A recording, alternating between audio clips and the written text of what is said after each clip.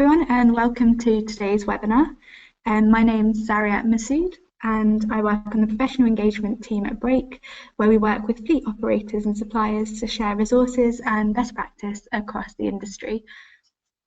Before we begin today's webinar, a few quick points about the setup and a brief background on Brake for those of you who are less familiar with our work before handing over to today's speakers.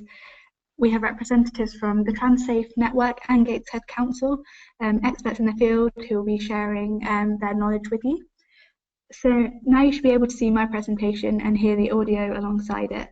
As attendees, you're all muted, so you don't need to worry about any background noise from your offices. After each speaker, there'll be the opportunity for a Q&A session. There are two ways to put forward your question. Firstly, there is a chat box on the webinar panel where you can send your question at any point during the speaker's presentation, and I'll put that question to them at the end of their session. Alternatively, there is a raise hand icon on the same panel. You can press this during the Q&A and we will unmute you, and you can put your question to the speaker directly over the phone.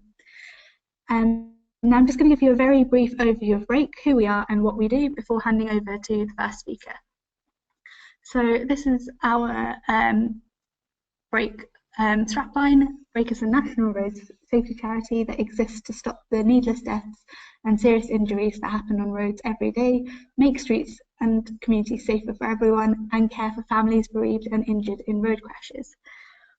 So as a charity, we have four main aims. Brake's vision is quite simply a world that has zero road deaths and injuries, and people can get around in ways that are safe, sustainable, fair and healthy. So safe travel shouldn't pose a threat to life nor a threat of serious injury. Sustainable travel shouldn't contribute to pollution and global warming. Healthy people should be engaging in active travel, getting around in ways that contribute to health and well-being and without breathing in damaging air pollution from traffic. And fair. Travel should be fair for all. All children and adults should have freedom to move around the communities and get to places they want to be without fear, threat, risk to health, noise or discomfort, nor unreasonable cost.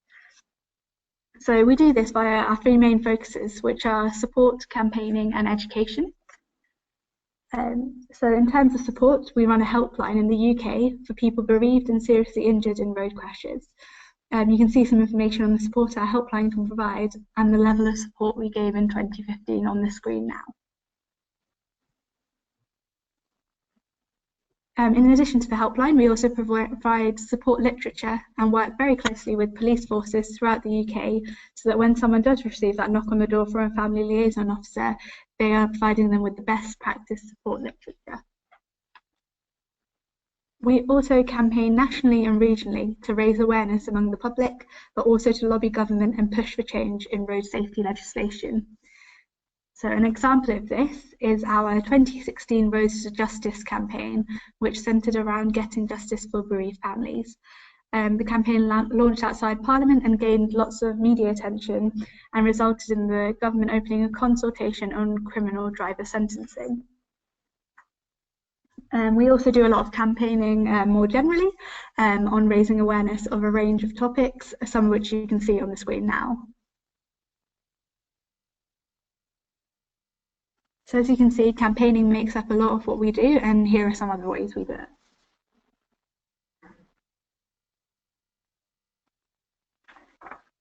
And the final side of what we do is awareness raising and education in communities. This is done through projects such as Beep Beep Days, which are run with nursery school children aimed at raising awareness and teaching them about road safety at a young age. It's also a great way for some of the corporates we work with to get involved and go out into their local communities and show that they're passionate about road safety and want to help the communities they operate in.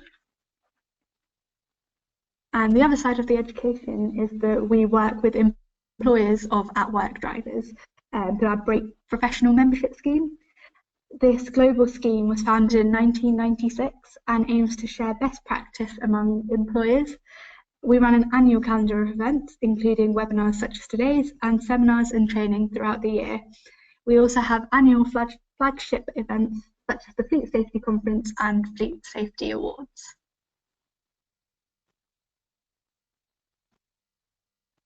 So these are open to companies of all sizes, and you can see some more information on the conference and the awards on screen now. The conference shares best practice and provides an opportunity to network with other industry professionals, and the awards are open to everyone and free to enter. And in addition to these events, we also produce a lot of resources for employers, including guidance reports on introducing policies and sharing best practice case studies. Alongside that, we provide employers with tools to use directly with their drivers. So you can see on screen some of our posters, infographics and videos you can use to engage your drivers.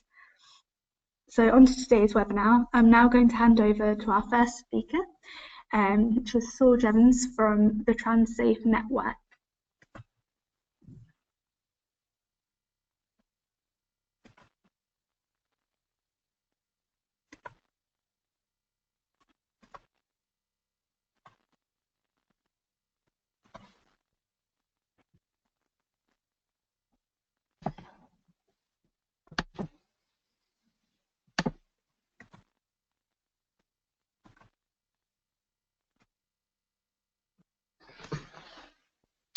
Thanks, Zaria. A little bit of introduction to TransSafe and what I'm going to talk about today.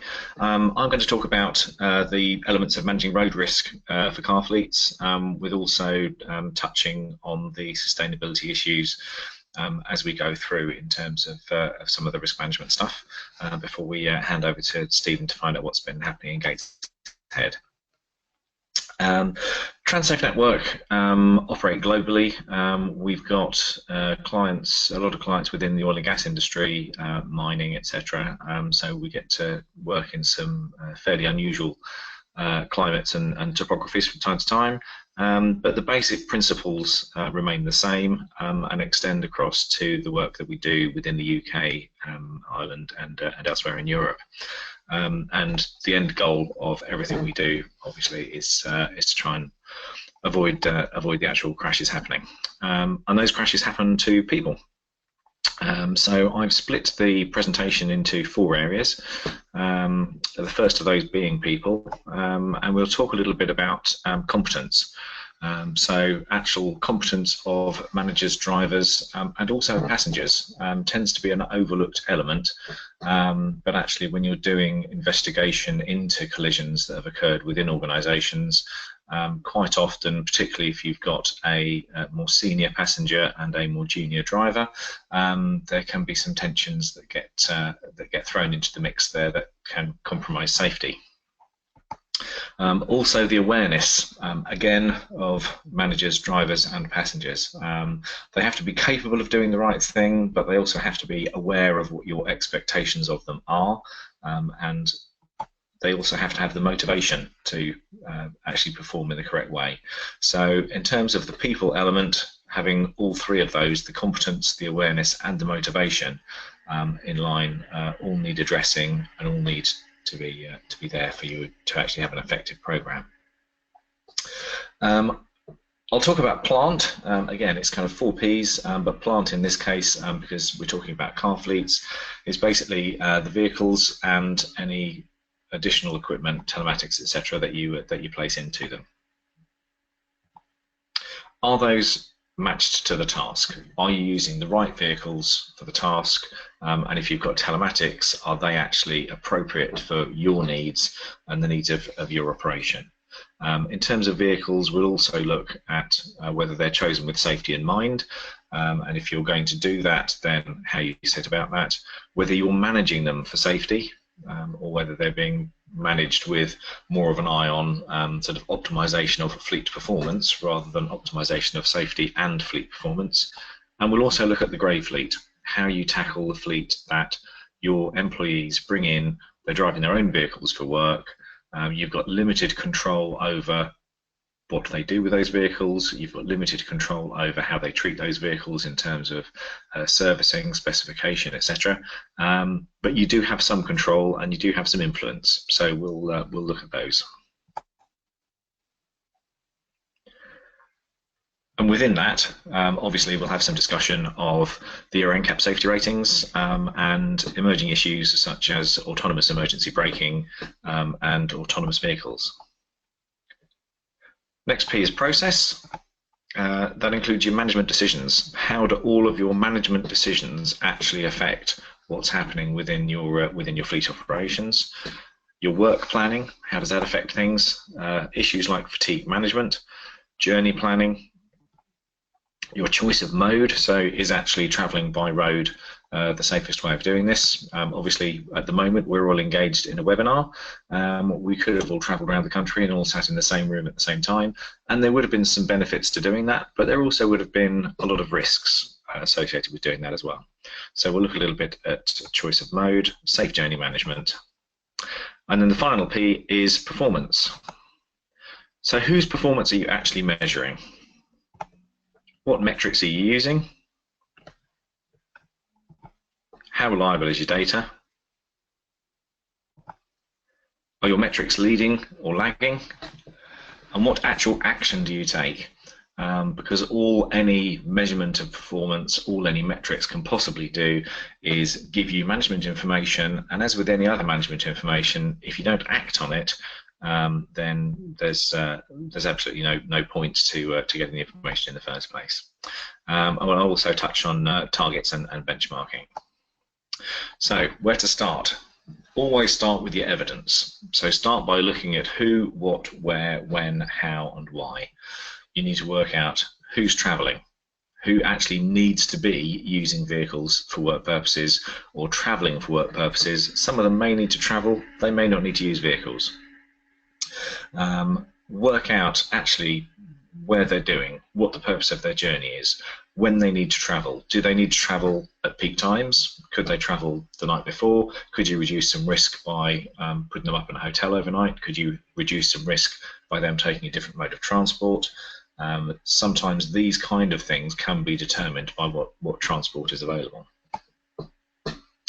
And one of the things that we quite often talk about with clients is a thing called the Dagmar model. This is a model of behavioural change that's quite heavily used in advertising and marketing, but it extends itself to road safety not only to individuals but also to organisations.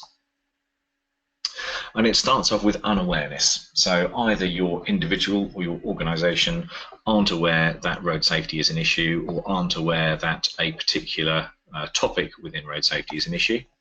They then pass to awareness, so they're informed that it is an issue. The next stage is comprehension, and that one is that not only have you made them aware that there's an issue, but they actually understand the issue. So you haven't just told them that using a mobile phone whilst driving is illegal and dangerous, they actually understand why it's dangerous and what the reasons behind it being made illegal were.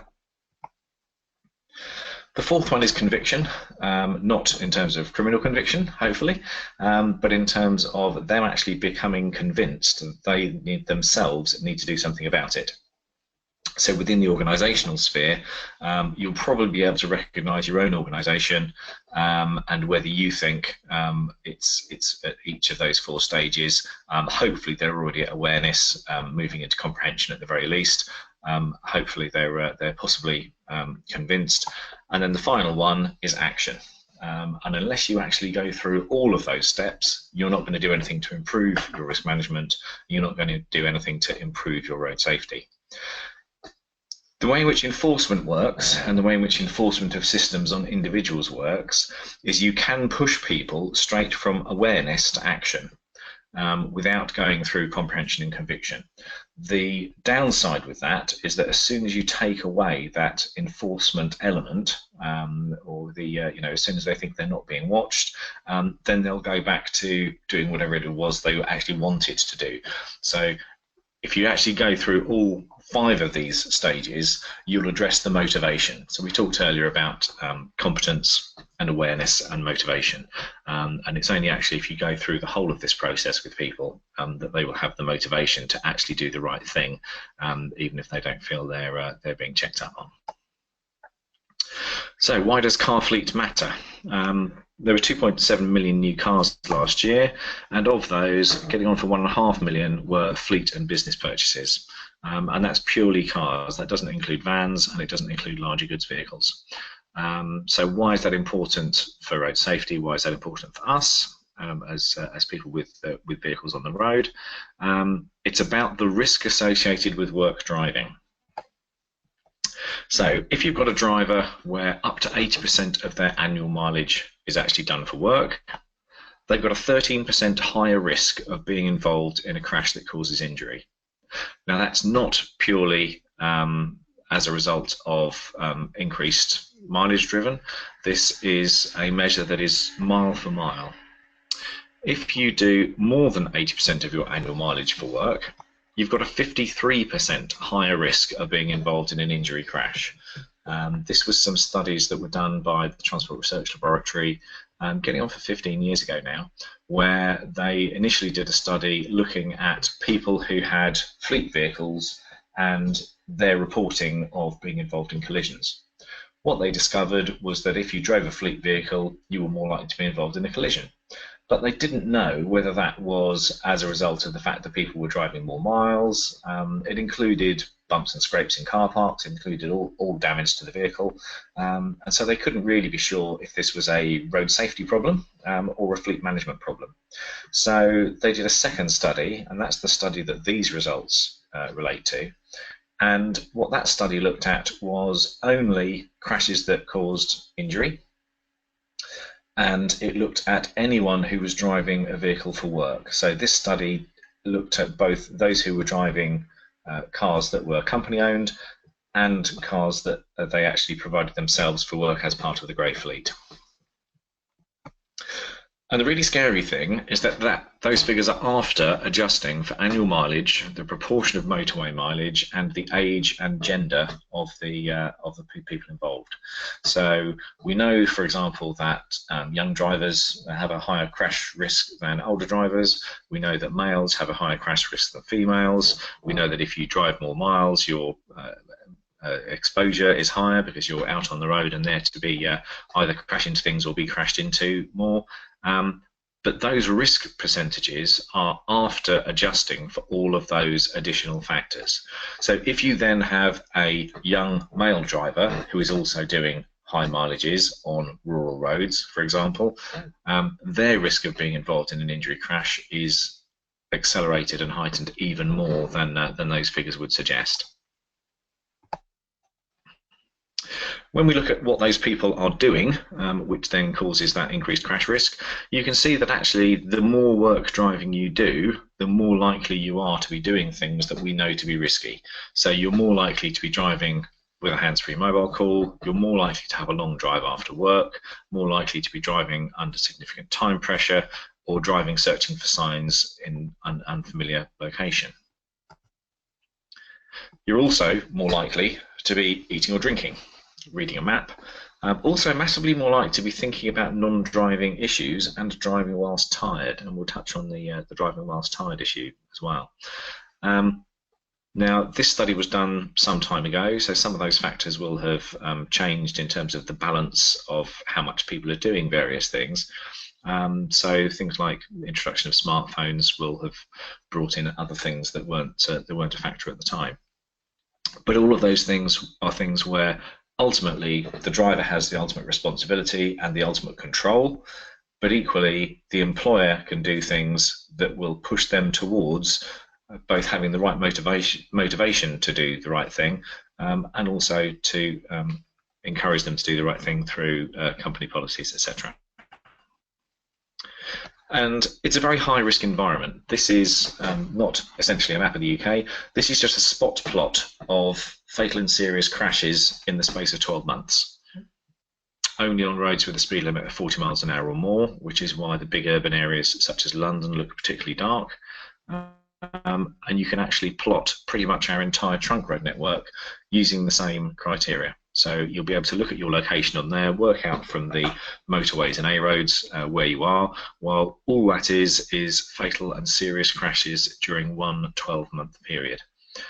So the reason we need to do something about it is that it's actually an incredibly high-risk environment that our car drivers are operating in. There are also a number of offences which the organisation themselves can leave themselves open to, and individuals, including not only the drivers but also managers and directors, can become liable for.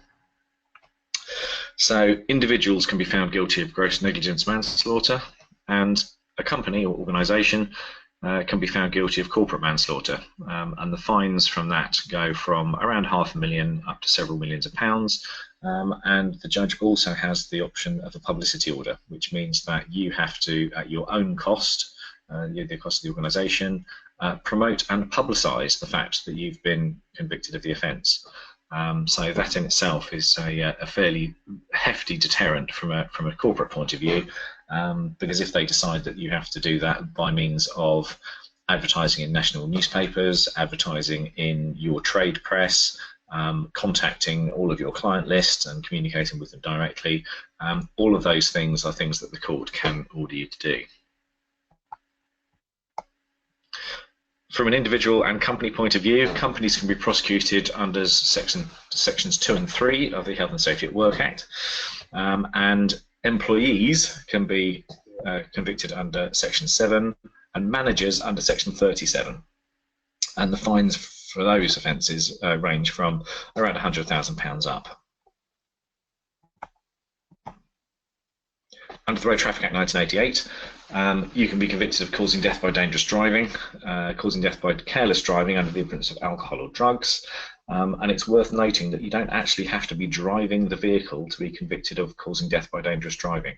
There was a case of 2 company directors who'd both been for a day at the races, both had some alcohol. The one who was whose vehicle it was decided that he was going to let the other director drive home. On the way home, while speeding in the wet, had a crash, caused a fatality, and both the driver and passenger were convicted of causing death by dangerous driving. He, because he was familiar with the vehicle and should have known that the speed at which she was driving was far in excess of the speed limit, and did nothing to prevent it. So it's worth bearing in mind that these offences don't only hang on to the person behind the wheel. Under the Road Safety Act 2006, we had some additional offences introduced, and under the Road Vehicles Construction and Use Regulations, there are what are called use, cause and permit offences. So in a UK context, what you'll have there is it's not just an offence, for example, to use a vehicle without insurance, it's also an offence to permit someone to use a vehicle without insurance or to cause them to use a vehicle without insurance. So there are offences there both for managers and for organisations that they could be found liable under over things like vehicle roadworthiness insurance, etc., for people who are using their own vehicles for work purposes. And a quick recap on what Section 2 and Section 3 actually say. Duty of every employer to ensure, so far as it is reasonably practicable, health, safety and welfare at work of all his employees.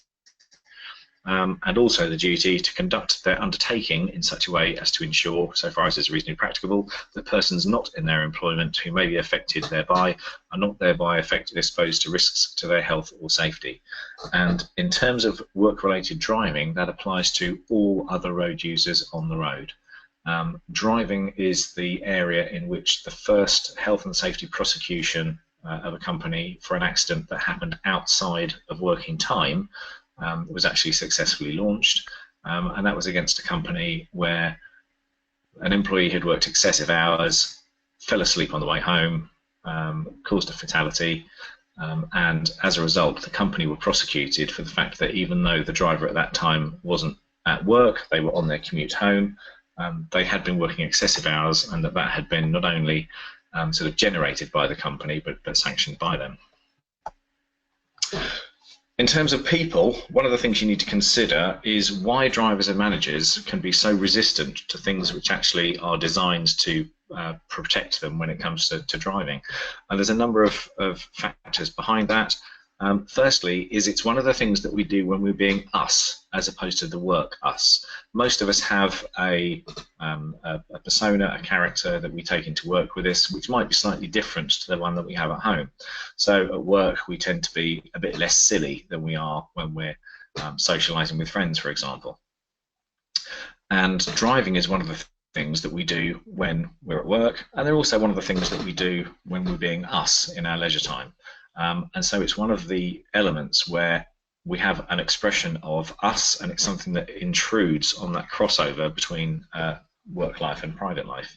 It's also something we do first. So most of us started driving before we started our working life, and almost certainly before we started working life in any particular organisation. And because of that, it becomes very difficult for people to then adjust the driving culture that they've generated for themselves or have had for a period of time, and then adapt that into the driving culture that you want within your organisation. And as I say, it's an area of life that overlaps between work and home. Generally, this is something where people like to keep work and home separate. And if you're providing them with a vehicle, they're also using that vehicle in their home life, in their social time, and they see restrictions on the use of it as an intrusion on their private life. Equally, if they're providing their own vehicle, they see that as primarily their own vehicle that they use in their private life, and they don't see why you should be putting restrictions and things on it purely because you're now allowing them to use it for work. But unfortunately for them, under health and safety legislation, you have not only the right but also an obligation to make sure that the risks associated with them using a vehicle are managed regardless of what the ownership of that vehicle actually is. When we come to issues like mobile phone impairment, simulator studies showed that normal unimpaired drivers, the distance travelled before response, so their reaction time for a normal unimpaired driver at 70 miles an hour was about 31 metres. Give them alcohol, it takes them up to the legal limit, and that extends to 35. Give them a hands-free kit, and that extends to 39 metres. And if you give them the now illegal option of a handheld mobile phone, that takes them up to 45 metres. That's an overall additional stopping distance of 14 metres before they even react. Now, if within your organisation you allow hands-free mobile phone use, you have to ask yourself why you would accept something that causes more risk than a driver being over the drink drive limit. And again, it's one of the things where sometimes managers and drivers can be resistant to it, but actually getting them to think about it and get them to actually think about why they would, as an individual, would want to accept if they wouldn't get into a car with someone who is over the drink drive limit, why would they be happy to be in a vehicle with someone who's on a hands-free phone call? When it comes to drugs and driving, again, this is a situation where many fleets don't necessarily think they have an issue, but if you don't, you are exceptional. There were blood samples taken from people involved in fatal crashes from 1985 to 1988, and they found that around about 6% of people had legal drugs in their system and about 3% had illegal drugs in their system. When that study was rerun from 96 to 2000, the figure with legal drugs in their system was still around 6%, and the figure with illegal drugs had risen to 18%. Since the change to drug driving law and the introduction of roadside drug wipes, etc., there's been a massive increase into the thousands of people who have been stopped for other driving offences who are then being convicted of drug driving, as well as those who are actually stopped because their driving is clearly impaired. Some of those people will be within your fleets, so it's about making sure that you can educate your drivers and then hopefully identify those drivers in some way before it actually gets to the stage where they've been prosecuted. Similar in some cases to the effects of drug driving are those of fatigue. This shows the depth of sleep over a good night's sleep. So you go from the top of the chart where you have someone who is fully awake, down through rapid eye movement sleep, down through to stage 4, which is the very deepest sleep, which is where we recharge our body. And as you can see, as you go down through the night, you keep coming back up into that rapid eye movement sleep, and then you spend more and more time in that less deep sleep as the night goes on, so that by the time you wake up, you're actually fully refreshed. Now, the problem with driver fatigue is not purely falling asleep at the wheel. Falling asleep at the wheel obviously is a huge issue, but actually tiredness kills long before people actually start to fall asleep. We can't live without sleep. We all need about 7 to 8 hours a night to function at full performance. If you don't have enough sleep, that leads to a number of issues. It leads to attention difficulties, it leads to slower reaction times, slower muddled thinking, erratic speed control, and sloppy steering. And all of these are before, and in some cases well before, you come close to the falling asleep at the wheel stage. So as you can see from that list there, there's an awful lot of things there that will impact on safe driving way before you actually get to the stage of falling asleep at the wheel. And the effects of sleep loss build up. So if you've got someone who's got interrupted sleep, and it's particularly worth thinking about if you've got someone who is a new parent, someone who is working shifts, someone who is under a lot of pressure with work and possibly doing lots of journeys with work, that recovery usually takes 2 full nights of sleep to actually rebank the recovery process lost through the effects of sleep loss. It's also worth noting that there are more than 80 known sleep disorders, and some of these have particular risk factors, but they are particular risk factors for people who lead sedentary lifestyles. So if you've got a lot of middle-aged males who are a little bit on the overweight side, that puts them into a high-risk group for sleep disorders, and that in turn puts them into a high-risk group in terms of driving safety. Coming back to the plant issue, so in this case, obviously vehicles and telematics, the most basic thing that you can do in order to make sure that you're using safer vehicles is to look at the global Encap ratings. In Europe, that will be Euro Encap.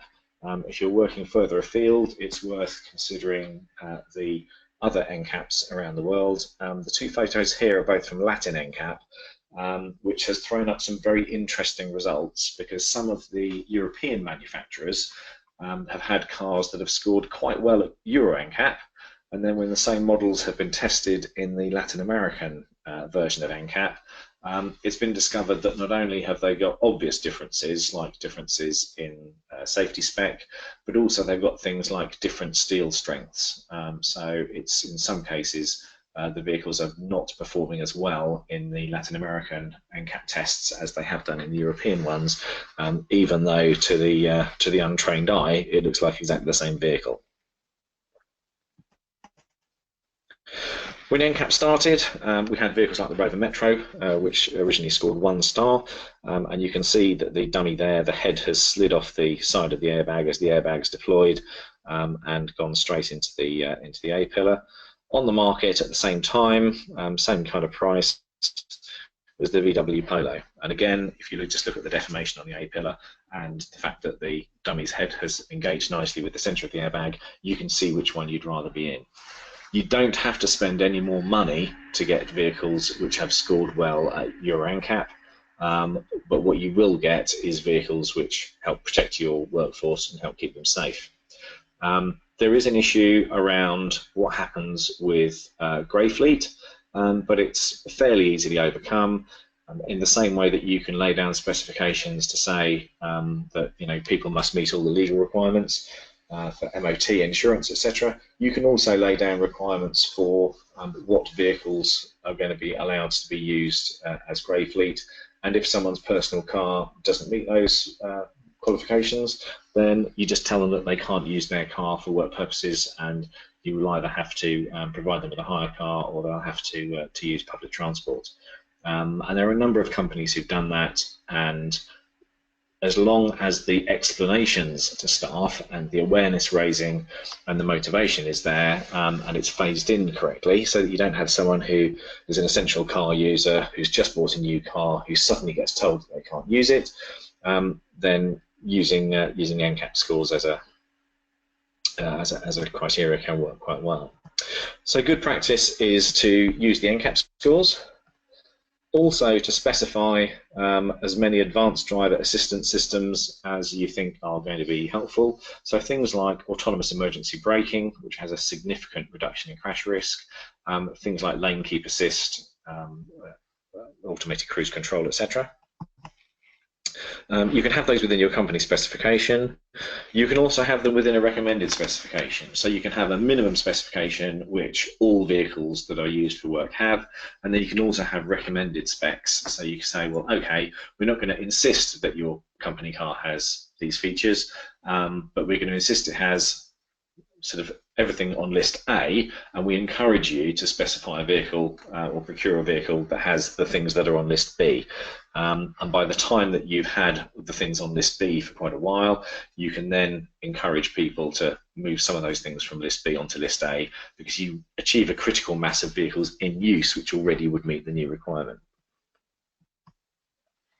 And you can also promote safer vehicles. You can promote the idea of safer vehicles within the workforce as a whole, and not just to those who are driving for work. It's also worth remembering, of course, that the Encap crash tests are only the equivalent of crashing a vehicle into its identical twin, and there are still some other issues around whether larger vehicles are safer than smaller vehicles, and it's not just a straightforward cut and dried sort of calculation. All the vehicles that you're getting now will have ABS. All the vehicles that you're getting now will also have, so their braking will be somewhere between the blue and pink lines rather than up with the yellow one. And all the vehicles that you're going to be procuring now will also have electronic stability control across Europe. Those two elements are now both mandatory. But both of those elements were also things that good fleets started specifying and procuring way before they were brought in as legislative requirements.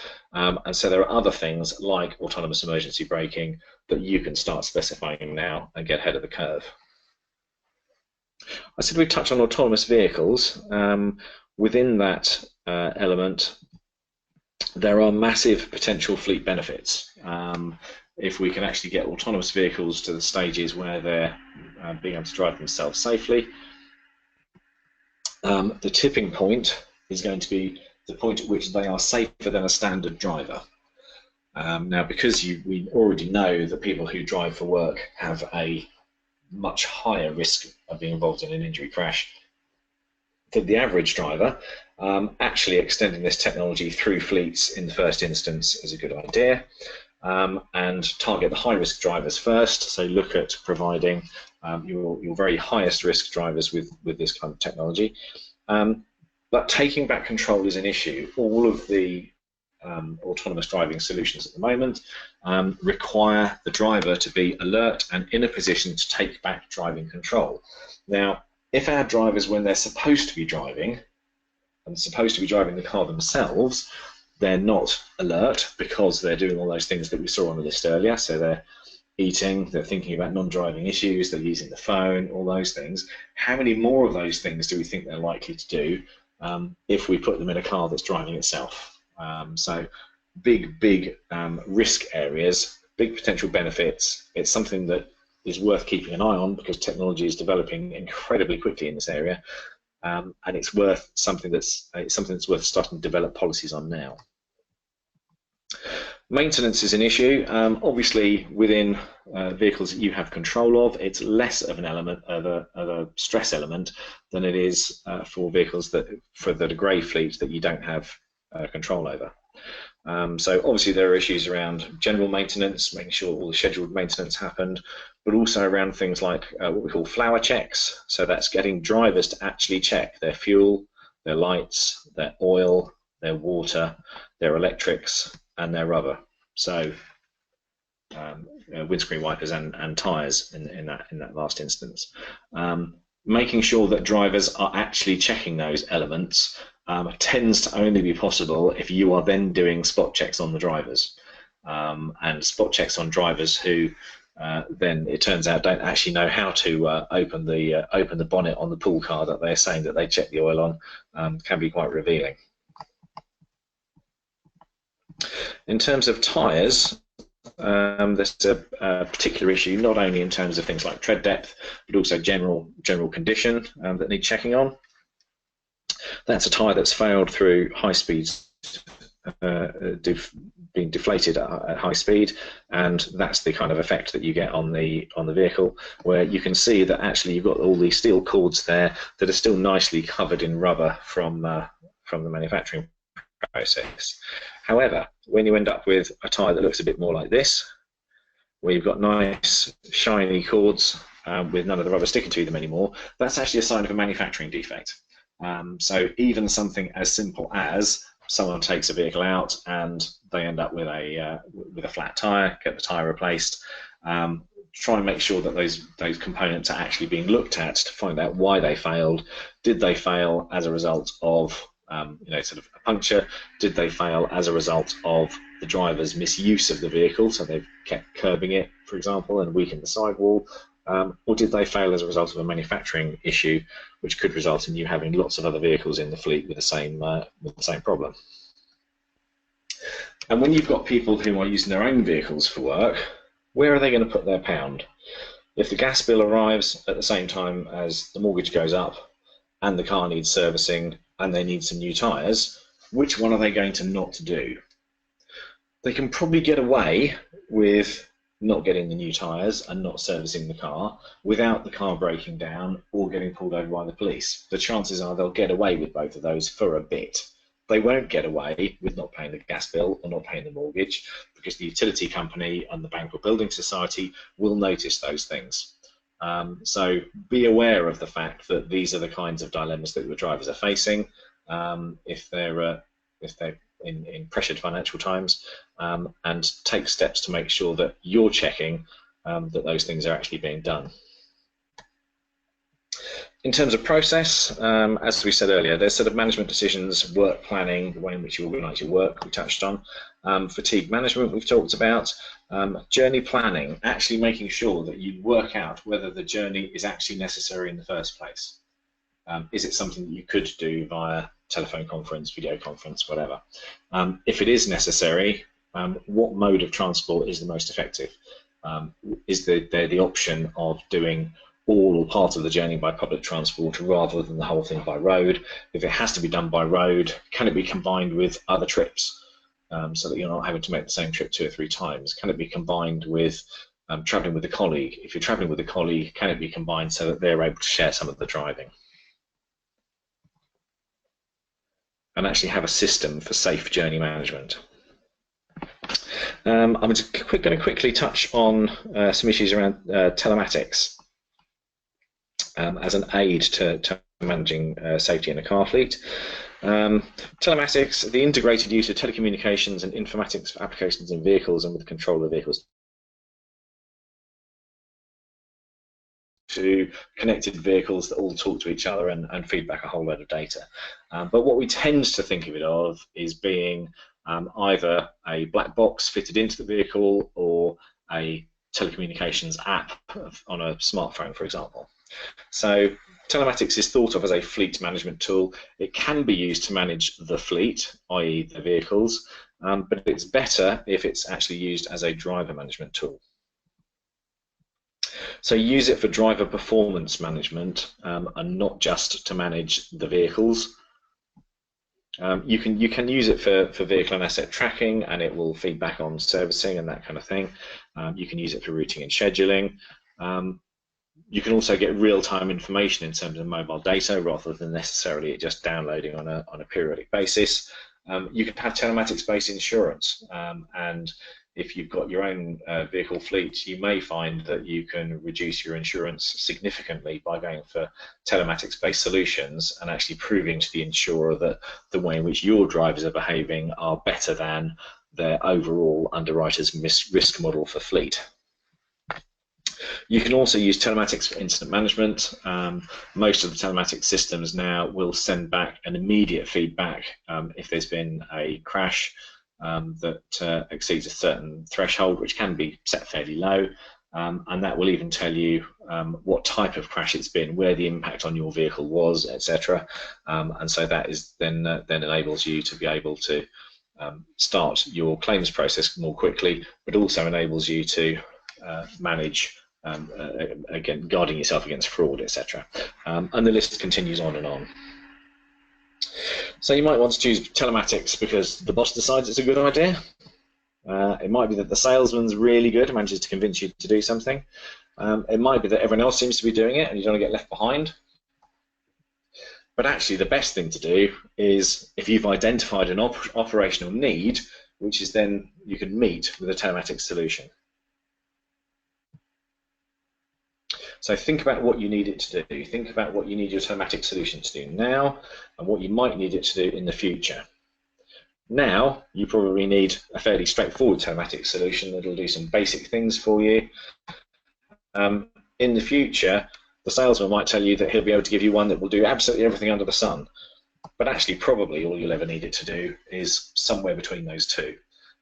So don't get sucked into having the best all-singing, most all-singing, all-dancing solution there can possibly be, but don't have something that's so basic that it can't be adapted to your later needs.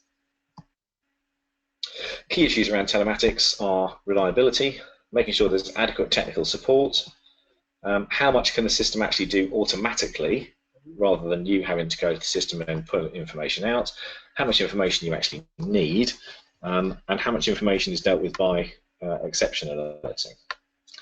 And does it offer anything else that would be additionally useful, so alerting you to when servicing's due, for example.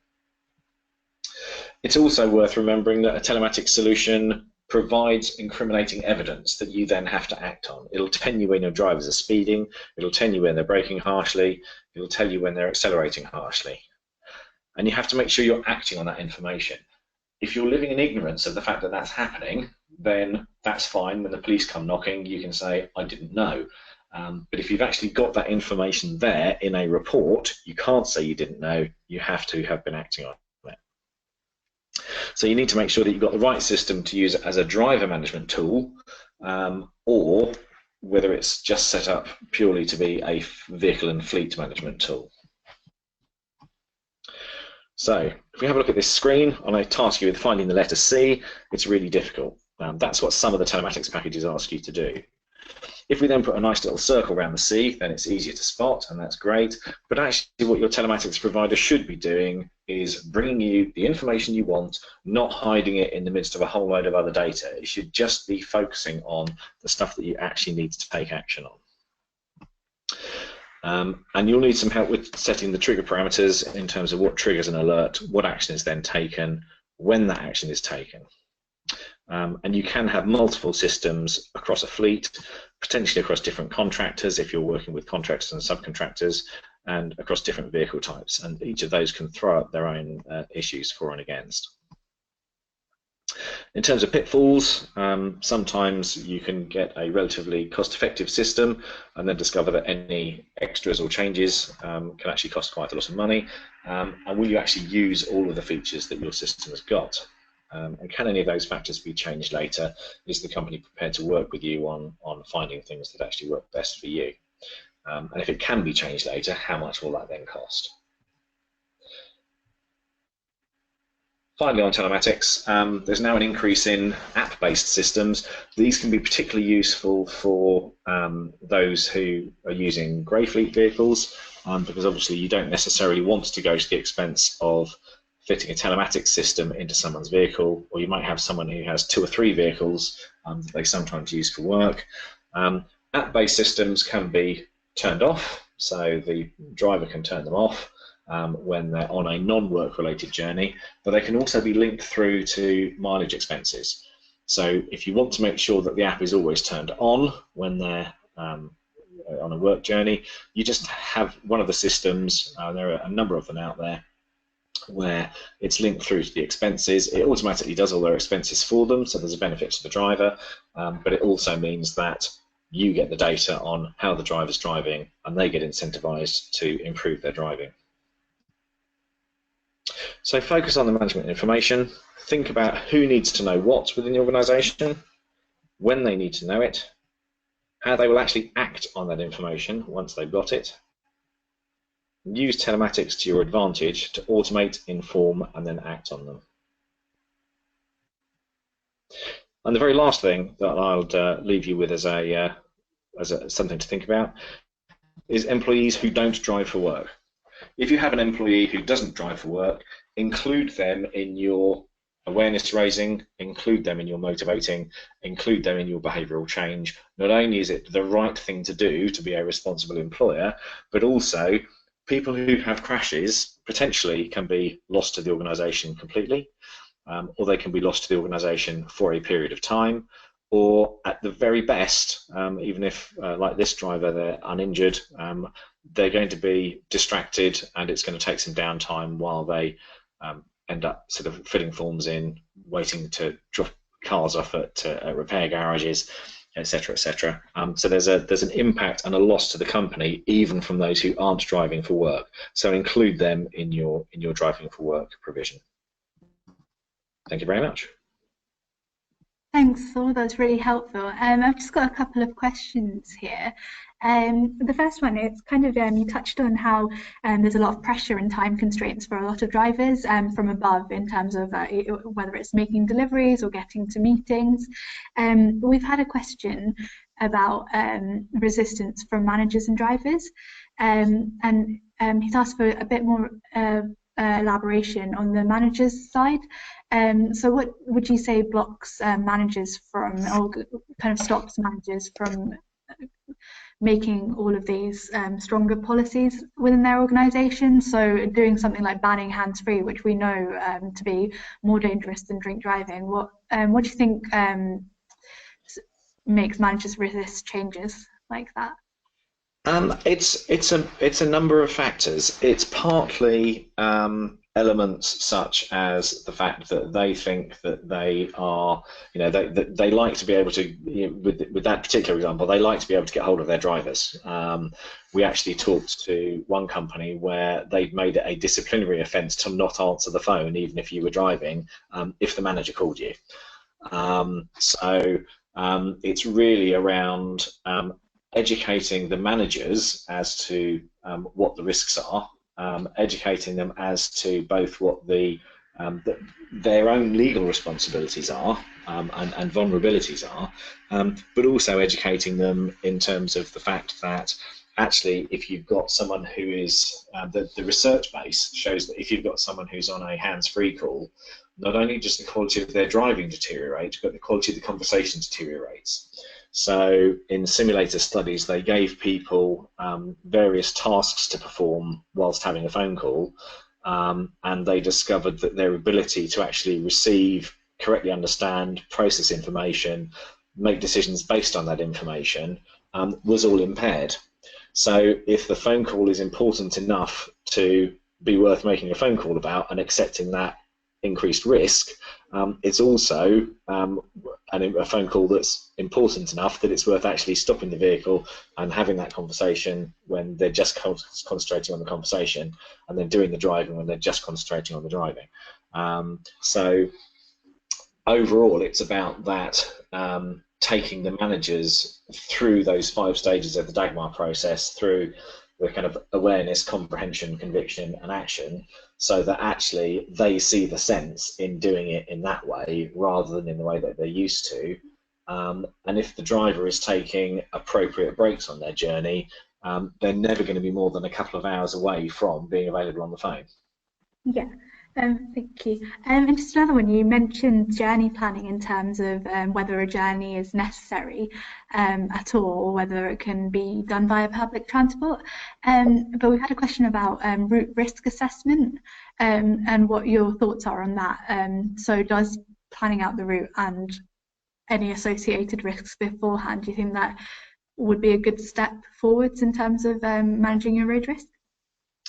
Absolutely, and it depends. It depends to a large extent on what kind of routes you got. Certainly, if you've got any kind of routes that are being regularly used, then it's highly worth doing some fairly detailed route planning on them. You can actually get information now online in terms of locations of crashes on the network, for example. You can then warn your drivers about particular junctions, particular roundabouts, etc., so that they've got a heightened awareness at those, but you can also plan that back into your overall driver training provision, of making drivers aware of those kinds of locations, so that if they're travelling on a route that hasn't had a full route risk assessment done on it, they can still recognise the fact that that's a location that's likely to have heightened risks. And also, rather than just assessing routes, assessing journeys and types of journeys. So if you can avoid, sort of peak travel times, not only are those peak times for crashes because there are lots of vehicles on the road, but also it means that your actual travel time is likely to be shorter because you're less likely to be stuck in traffic. Therefore, when it comes to the end of the day, you're less likely to be fatigued. Perfect. Thank you, Zor. Right, we're just going to pass on to Stephen now from Gateshead Council.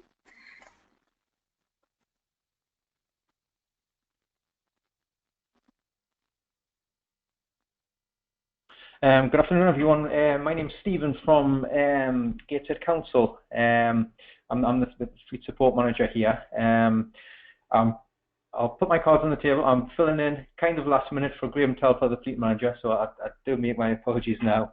But we'd like to thank Brake for just the opportunity of, to let us speak. I'm going to go through basically a couple of our presentations.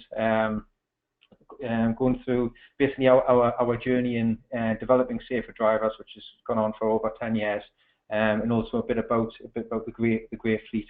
There's a lot of overlap there. We work with our transport strategy department on that area. Bit of background. As a local authority, we have approaching 400 fleet vehicles. In addition to, at any time, about almost approaching 300 hire vehicles. So we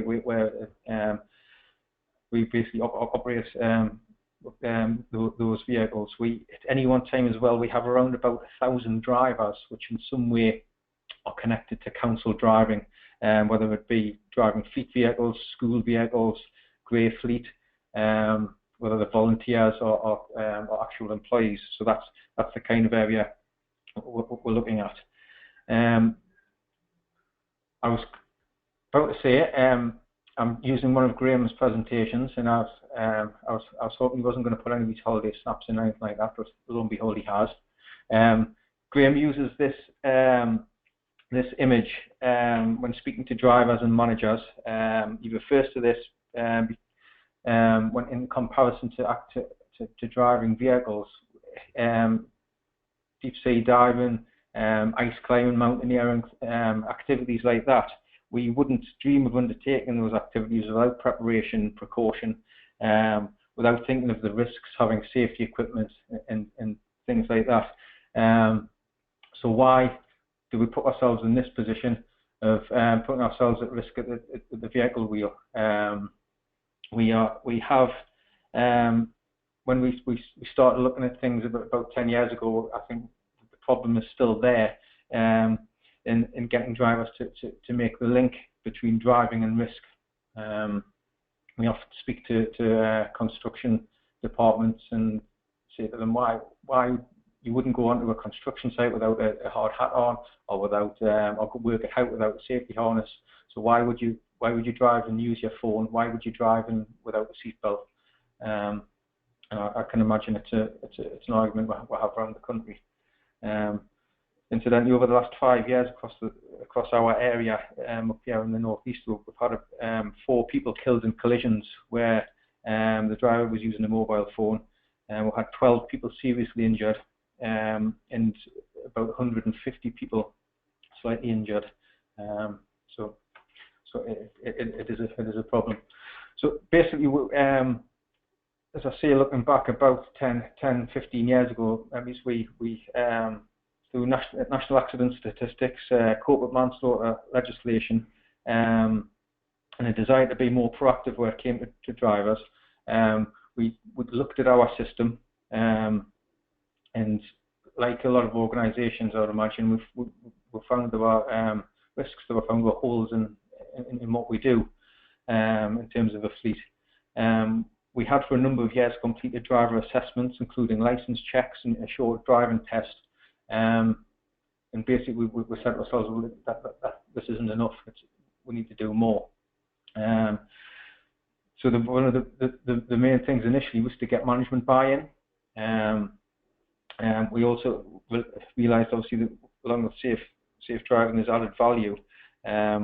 We'll put to senior management the added improvements to MPG, reducing the carbon footprint, and further reducing costs in terms of maintenance and insurance.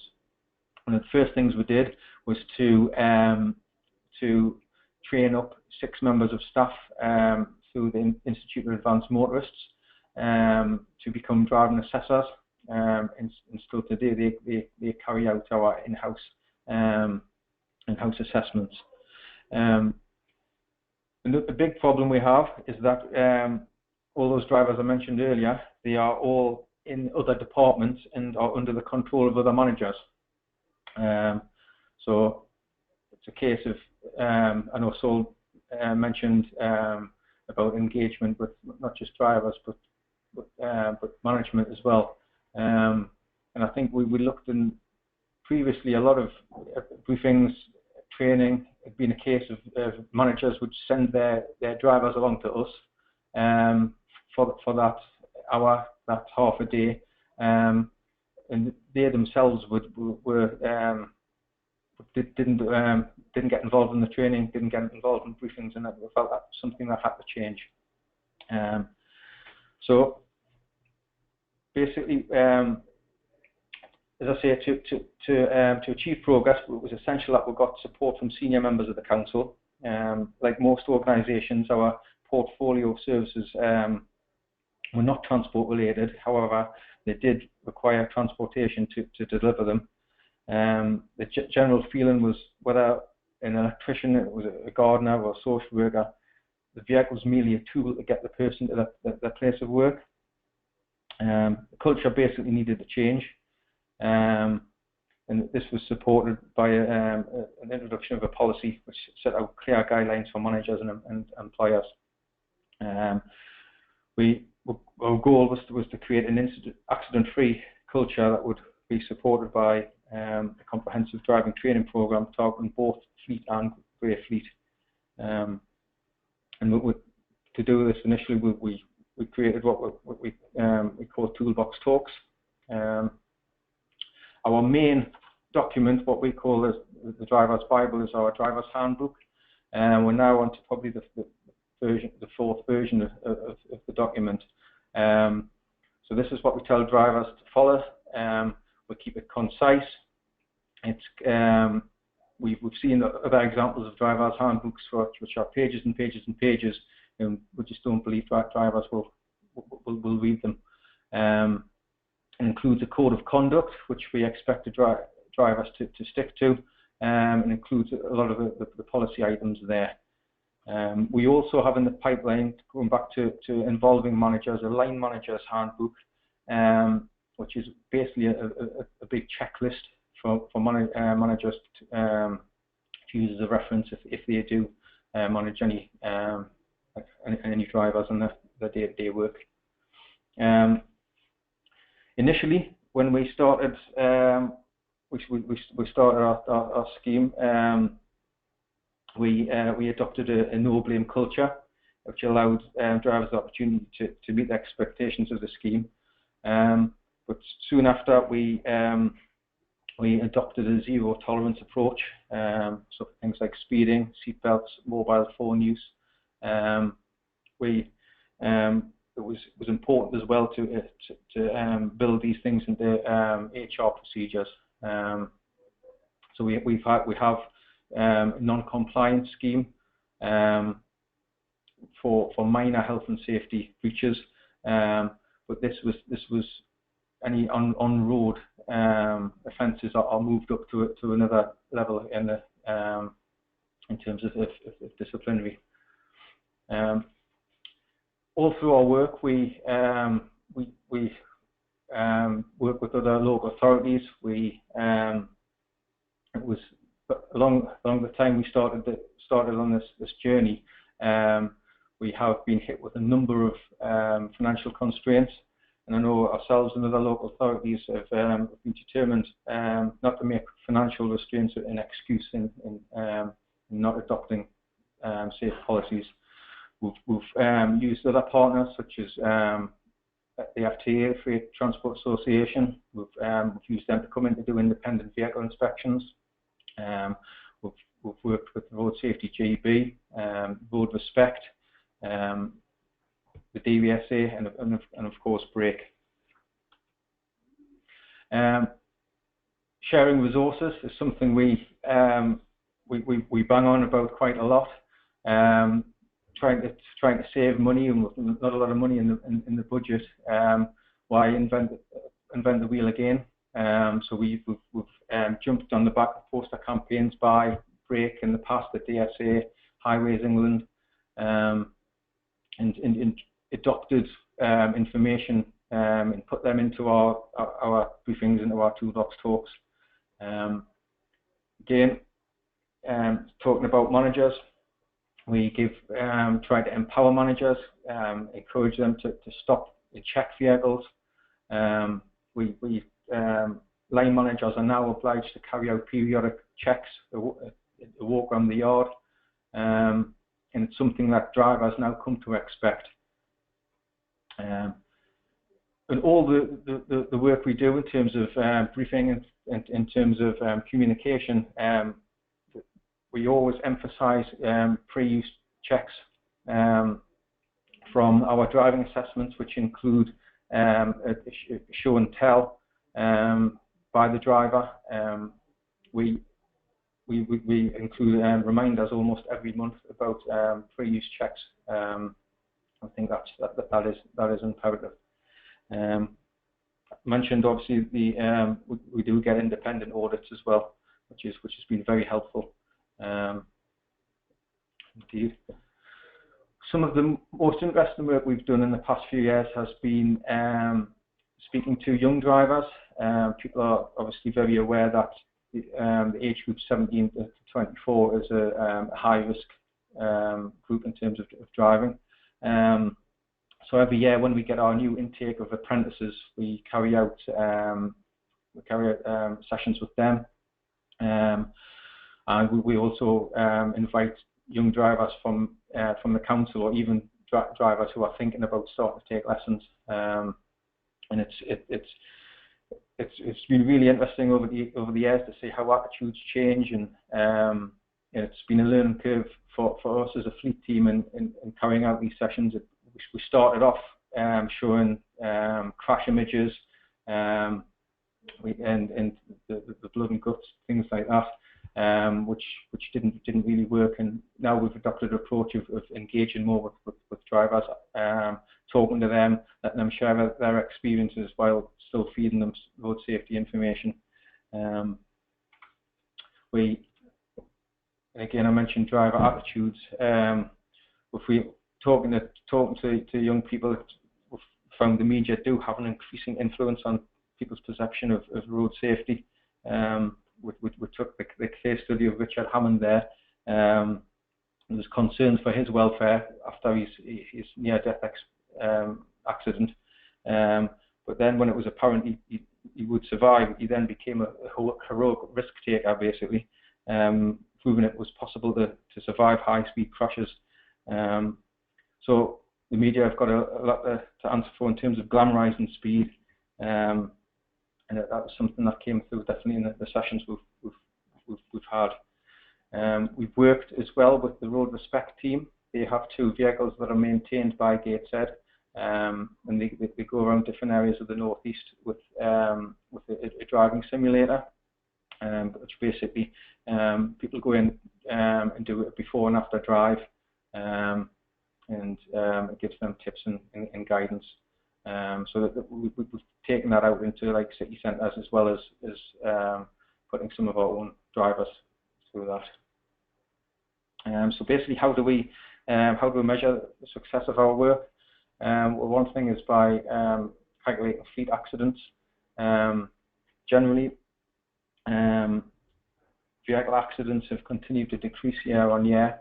That's despite us putting in place more robust reporting procedures. We feel now there are less accidents that are not being reported. So that's what we feel is quite a good thing. So our present position, we carry out extensive driver assessment and training. Drivers receive a driving assessment when they first come to work for the council, to drive for the council. That includes a practical drive, eyesight check. It also includes a demonstration in terms of vehicle checking, briefings on various responsibilities such as defect reporting, accident procedures, and a number of other things. The driver from then on is then monitored throughout their life with the council. So if a driver basically becomes higher risk, and if they get a speeding offence, if there is an at-fault accident, they may get another assessment. There may be some other intervention that's put in place, and that goes right across the council. We currently work with departments. We sit down with them, look at their how they use the vehicles. We've sometimes dual used vehicles between two departments. We also sit down with them in terms of fuel. We have a new fuel monitoring system, so driver managers now can look at the MPG. They can look at how their vehicles are behaving on the road. We also speed limit the majority of our fleet, and we've recently installed 360-degree cameras and cycle safe systems to the entire heavy goods refuse collection fleet. Just an example again, when there's changes to legislation, we will use other organisations' resources and piggyback onto their advertising. We're quite lucky up here in that the local press quite often run campaigns with regard to road safety, which again we can piggyback onto. Certainly we're fortunate to have the support of newspapers such as the Journal and the Evening Chronicle. So training aids, again we make no apologies for using other people's information. The Road Safety GB document driving your business risk down is something which we found really helpful. We also found a DVD produced by Cleveland Police called Gotcha, which described all about police camera sites and speeding aftermath of accidents, as well as when it was on the go, the DSA's Arrive Alive presentation. So again, a lot of this information we use in our own toolbox talks and briefings. The future, we're looking to continue to be proactive in terms of identifying risks and providing solutions. We're currently using a couple of tracking systems. We're evaluating the potential to introduce alcohol testing technology. There's been a new drug and alcohol procedure created right across the council. We'll continue our work with young drivers and use of simulators, again working with Road Respect, and we'll continue to our partnership work with Energy Savings Trust and of course with Break. Basically, our advice for companies or organisations who are looking to put policies in place and to start schemes is that you is basically know your own limitations, obtain support from risk manager professionals, and just be aware that there'll be an element of drivers who will always be resistant to change. You'll come across driver comments such as, "I won't wear a seatbelt, I'll just keep on paying the fines." People who will willingly want to break the speed limit, who will want to use their phone, and whilst education is important, if those people do intervention is necessary for those people, because those are the people who may well be putting your fleet at risk. So as I mentioned before, we do all sorts of intervention from checking licenses monthly to specifically putting vehicles onto the tracking system, to specific external training. For example, if somebody has been caught speeding, has a history of speeding, specific training or outside assessment. Each driver individually should really be evaluated. So that's a bit about obviously the fleet side. As I mentioned, we do work closely with the transport strategy team, who have kind of been embarking on a similar journey in terms of grey fleet. But a lot of the work we've done in terms of green fleet work has put the foundations in place for work that the transport strategy team are doing. For example, we have installed over 350 charging stations and 25 fast chargers throughout the northeast. I believe our partnership with Newcastle Council was the first of its kind outside of London to install a network of charging points. We also have a fast charger at the Gateshead Stadium, which is used daily, as are the solar canopy charging stations which we've installed at the Civic Centre. We've had a number of electric vehicles and hybrids on the vehicle fleet. So this was all very helpful for transport strategy in terms of their objectives for reducing the grey fleet. They looked a few years ago and were given the task of reducing the numbers of people travelling to and from work by car. They were tasked with also decreasing in-work private car use, and generally reducing the requirement for travel. So they did a bit of research. The first thing they did was to develop a new website. They did some monitoring and recording to look at the demand for the use of pool cars, cycle storage, travel pass applications, and went out there to organisations to see what sustainable travel related offers they could obtain, and generally increase an awareness. What resulted was the Gateshead Council travel plan, which had been updated in 2015. It's coincided with the launch of the Travel Smarter Gateshead website. The aim being to provide up-to-date information and make alternative travel more attractive and easier to choose. So what have they been doing? Well, basically they operate a carpool, which is run by an independent company called Wheels. So there are 23 vehicles which can be booked out and used by council workers if they're wanting to do any business miles during the week. The company they organise license checks, inductions, the booking system, and there's an benefit that it can out of hours can be used as a car club by both employees and members of the public.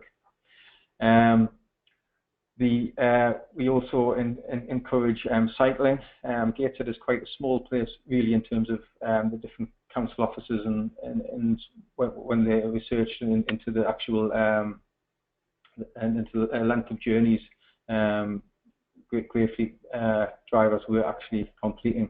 So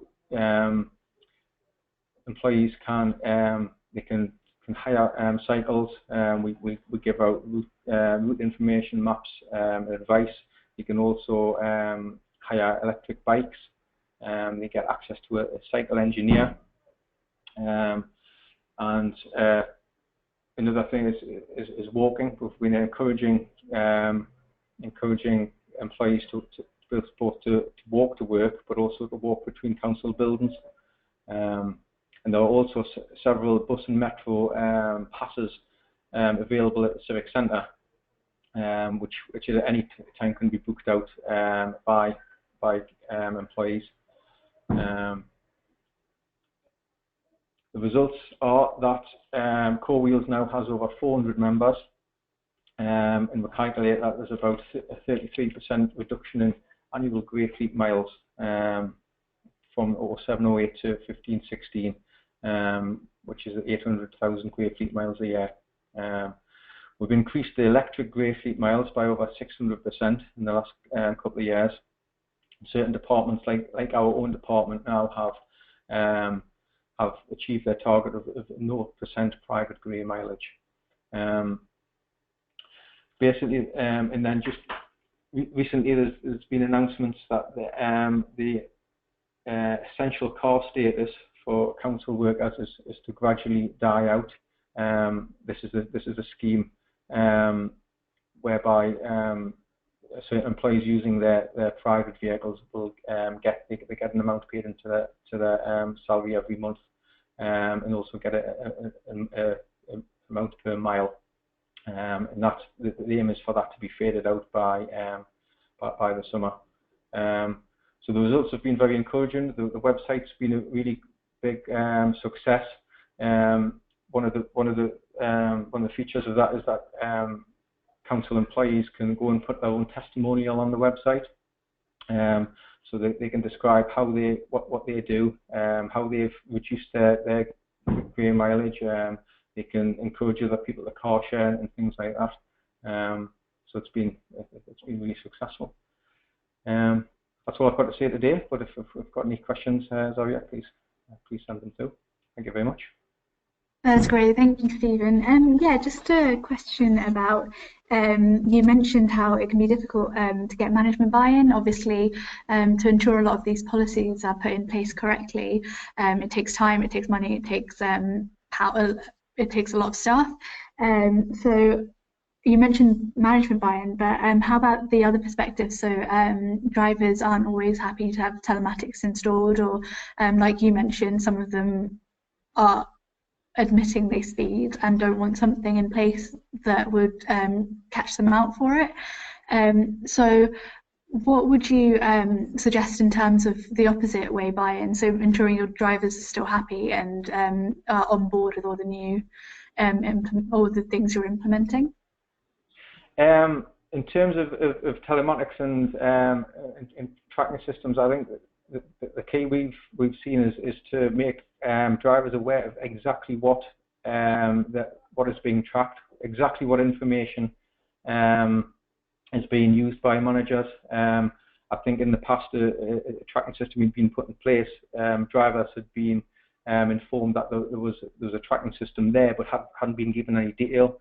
So if they know exactly what is being viewed and what can be viewed, that in the past has put a lot of their fears to bed. Again, with us, it's always important to consult the unions and consult people beforehand. With our tracking system as well, a good feature has been you're able to download good driving behaviours as well. So managers are able to put out information which and basically praise drivers in terms of, because it looks at all sorts of things from speeding to harsh braking to acceleration and various features. So that's been a good thing. All right, that's great. Thank you, Stephen. So thank you to both of our speakers today. Copies of their presentations as well as a recording of this webinar will be available shortly. We have a webinar coming up next week as well, which is on the importance of tackling poor driver eyesight in your fleet. We also run crisis response seminars to ensure companies are prepared for if the worst does happen. So to register, or if you have any questions about any of our events, just email us on professional@brake.org.uk. Thank you.